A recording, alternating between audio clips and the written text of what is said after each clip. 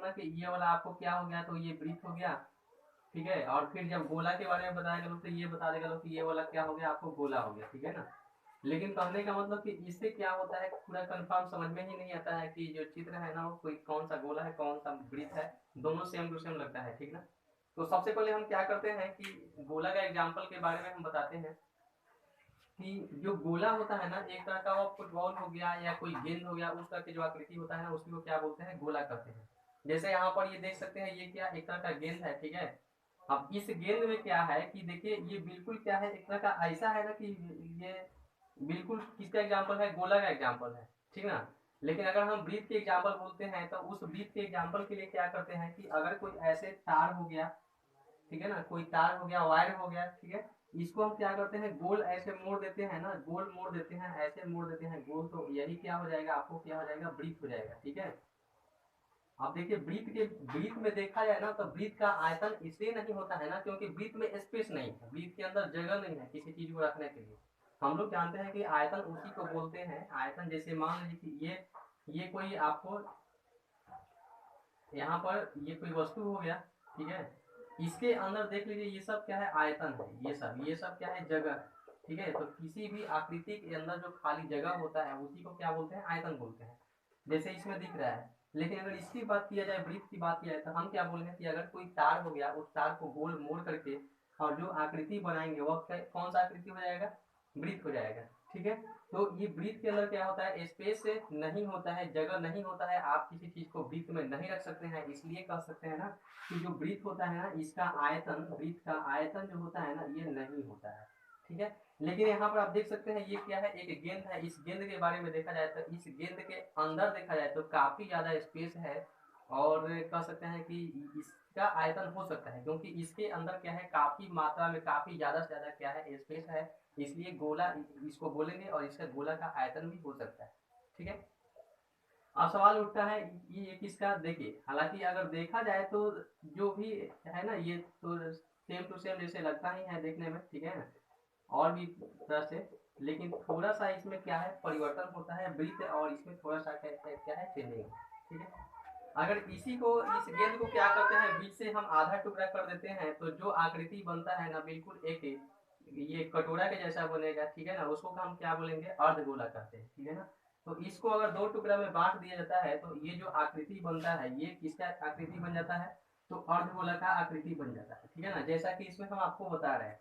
तो अर्धगोला के बारे में देख लीजिए, आपको इस तरह से कहीं आकृति हो सकता है, ये जो आकृति है ना इस तरह से आकृति हो सकता है, ठीक है। तो ये सब क्या है, आपको ये सब जो है ना ये सब आपको अर्धगोला का क्या है, एग्जाम्पल है, ठीक है ना। ये सब आपको अर्धगोला का क्या है, एग्जाम्पल है, जैसे देख सकते हैं इसमें, ठीक है। ये सब आपको अर्धगोला का एग्जाम्पल हो जाएगा, ये आपको किसका एग्जाम्पल है, अर्ध गोला का क्या है, एग्जाम्पल है, ठीक है। तो गोला, अर्धगोला और वृत्त के बारे में आपको पूरा का पूरा कंफर्म जानकारी हो गया होगा क्योंकि अब आपको ये एक प्रैक्टिकल करके बता चुके हैं, ठीक है ना। लोग बहुत बार पूछते क्या है कि अच्छा बताइए कि वृत्त का आयतन क्यों नहीं होता है, गोला भी गोल है वृत्त भी गोल है तो वृत्त का आयतन क्यों नहीं होता है जबकि गोला का आयतन होता है। तो आयतन उसी चीज का हो सकता है ना जिसके अंदर काफी ज्यादा क्या हो, स्पेस हो, थोड़ा भी स्पेस होगा ना तो उसके अंदर उसका आयतन हो सकता है, मतलब किसी चीज को रखने के क्या हो उसमें क्षमता हो, तब जाकर क्या हो सकता है, स्पेस हो सकता है, किसी चीज के रखने के लिए उसमें क्षमता हो। अब देखिए यहाँ पर ये है, ठीक है ना, ये है, तो अगर ये क्या है, गेंद है, इसको हम बीच से क्या करेंगे, आधा टुकड़ा कर देंगे तो क्या इसके अंदर पानी रख सकता है, तेल रख सकता है, ठीक है, या और भी सारे ठोस वस्तुओं को, छोटे छोटे वस्तुओं को इसके अंदर रख सकते हैं। तो इसके अंदर काफी जगह है जिसकी वजह से क्या है, इसका आयतन निकल सकता है। लेकिन हम वृत्त की बात करते हैं तो ये कोई वायर हो गया, तार हो गया, इसी को मोड़ करके बनाया गया है, इसलिए क्या है, इसका आयतन कभी नहीं हो सकता है, ठीक है। तो अब आते हैं इसके बारे में, कुछ फार्मूला के बारे में आपको बता देते हैं कि अर्धगोला के बारे में, अर्धगोला का क्या फार्मूला हो सकता है और गोला का क्या फार्मूला हो सकता है, ठीक है ना। तो इसको हम क्या कर सकते हैं, तुरंत बता रहे हैं, ठीक है। तो अब देखिए ये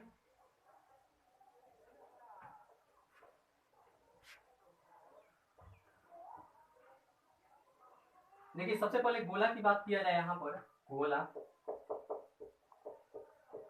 तो सबसे पहले हम बोले हैं ना कि इसका आयतन हो सकता है, आयतन हो सकता है क्योंकि इसके अंदर क्या है, स्पेस है, जगह है।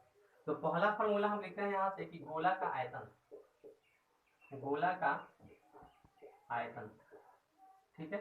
गोला के आयतन की हम बात करते हैं तो इसका आयतन हो जाएगा कितना, तो 4/3 पाई आर क्यूब। पाई का मान कितना भर सकते हैं, 22/7 भर सकते हैं, या कितना 3.14 भर सकते हैं। ठीक है, तो गोला के आयतन कितना हो जाएगा, 4/3 पाई आर क्यूब हो जाएगा। ठीक है, गोला के आयतन 4/3 पाई आर क्यूब हो जाएगा।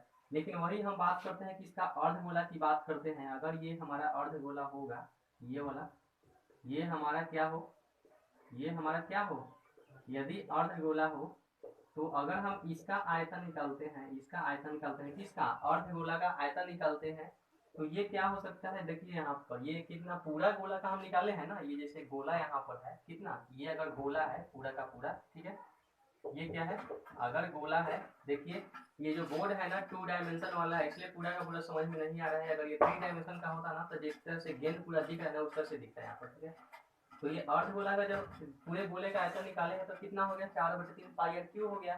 तो ये अर्धगोला का जब आयतन निकालेंगे ना, अर्धगोला का आयतन, तो ये कितना हो जाएगा, इसको आधा करेंगे, हम कुछ नहीं करेंगे, मतलब ये 4/3 पाई आर क्यूब जो है ना, इसको हम क्या करेंगे, आधा करेंगे, मतलब 2 से क्या करेंगे, इसको हम डिवाइड कर देंगे। तो ये कितना हो जाएगा, 2 से काट देंगे तो कितना आ गया, 2/3 पाई आर क्यूब। तो बोलिए पूरा गोला का आयतन कितना हो गया, 4/3 पाई आर क्यूब। आधा गोला का आयतन कितना हो गया, 2/3 पाई आर क्यूब। ठीक है ना, लेकिन इसमें कुछ परिवर्तन होता है, उसको और फॉर्मूला है ना, सबको आधा करने से नहीं बनेगा, कुछ आधा करेंगे तो गड़बड़ हो जाएगा। इसलिए देखिए, गोला का संपूर्ण पृष्ठ का क्षेत्रफल बोलेंगे ना, तो कितना हो जाएगा, 4 पाई आर स्क्वायर। ठीक है ना, लेकिन अर्धगोला का संपूर्ण पृष्ठ का क्षेत्रफल बोलेंगे ना, तो कितना हो जाएगा, 3 पाई आर स्क्वायर हो जाएगा। कितना हो जाएगा, तो 3 पाई आर स्क्वायर हो जाएगा। बहुत लोग क्या करते हैं ना कि संपूर्ण पृष्ठ का क्षेत्रफल कितना होता है, गोले का संपूर्ण पृष्ठ का क्षेत्रफल, जैसे ये गोला हो गया ना, ये गोले के पूरे ये संपूर्ण पृष्ठ का क्षेत्रफल कितना होता है, तो 4 पाई आर स्क्वायर। अब बोलेगा ना कि आधा को निकाल दीजिए, आधा गोला का संपूर्ण पृष्ठ का क्षेत्रफल, तो क्या करेंगे ना कि ये 2 पाई आर स्क्वायर।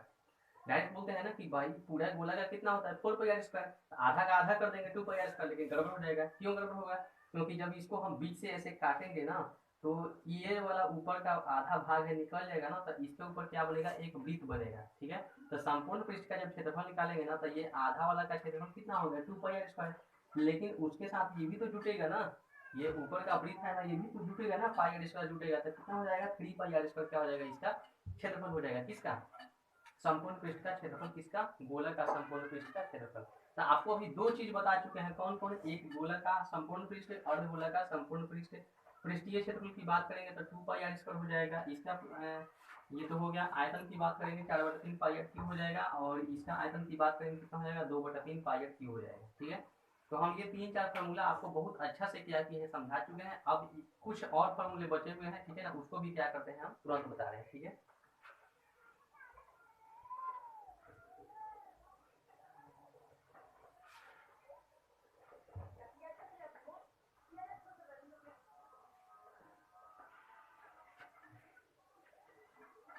अब बहुत लोग होते हैं ना कि चैलेंज भी लगा लेते हैं, क्यों लगाते हैं, ठीक है ना, मानेंगे नहीं बात, बोलेंगे क्या कि नहीं पूरा गोला का 4 पाई आर स्क्वायर होता है संपूर्ण पृष्ठ का, तो अर्धगोला हुआ तो 2 पाई आर स्क्वायर होगा। लेकिन आप सोच कर देखिए, अगर जो जो भी स्टूडेंट अगर गोला और वृत्त के बारे में फर्क कर लिया, तो पूरा का पूरा समझिए कि वो कंफर्म बता देगा ना कि गोला का क्या हो सकता है और ये अर्धगोला का क्या हो सकता है। ठीक है ना, अगर पूरा कंफर्म कर लिया, तो क्योंकि जब संपूर्ण की बात करेंगे ना, तो इसके अंदर वृत्त भी तो जुटेगा, इसलिए हो जाता है कि 3 पाई आर स्क्वायर हो जाता है। ठीक है ना, हालांकि आयतन में कोई प्रभाव नहीं पड़ता है, आयतन में किसी तरह का प्रभाव नहीं पड़ता है। तो आइए कुछ मिलते हैं नेक्स्ट फॉर्मूला के बारे में अभी। ठीक है,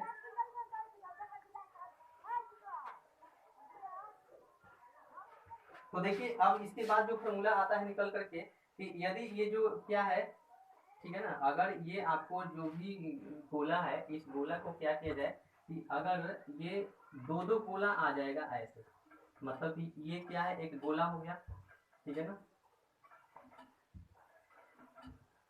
2-2 क्या है, गोला है। सबसे पहले ध्यान दीजिएगा कि ये जो आकृति हम बनाए हैं ना, बोर्ड है 2 डायमेंशन वाला, इसलिए 3D आकृति नहीं बन सकता है, और गोला 3D में आता है।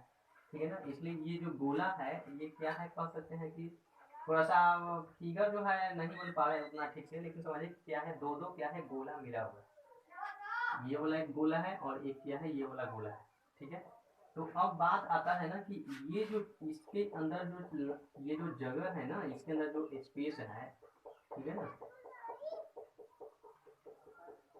इसके अंदर जो स्पेस है ना, इसको कहते हैं क्या है, छिलका कहते हैं, ठीक है ना, बार बार क्वेश्चन आता है, ठीक है।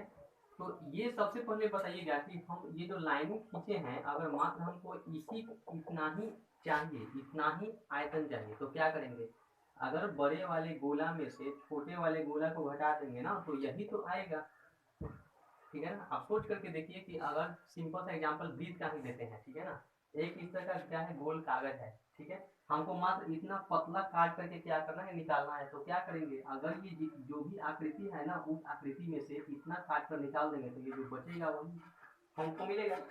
तो इतना ही जगह हमको चाहिए, मतलब इतना ही आयतन चाहिए। तो बड़े वाले आयतन में से छोटे वाले आयतन क्या करेंगे, हम माइनस कर देंगे, तो क्या निकलेगा, यही जो कलर किया है ना वही निकलेगा, ठीक है ना। तो सबसे पहले, और इसी को बोला जाता है क्या, छिलके का आयतन कहा जाता है, ठीक है ना। तो यहाँ पर क्वेश्चन बनेगा, फॉर्मूला बनेगा कि गोलाकार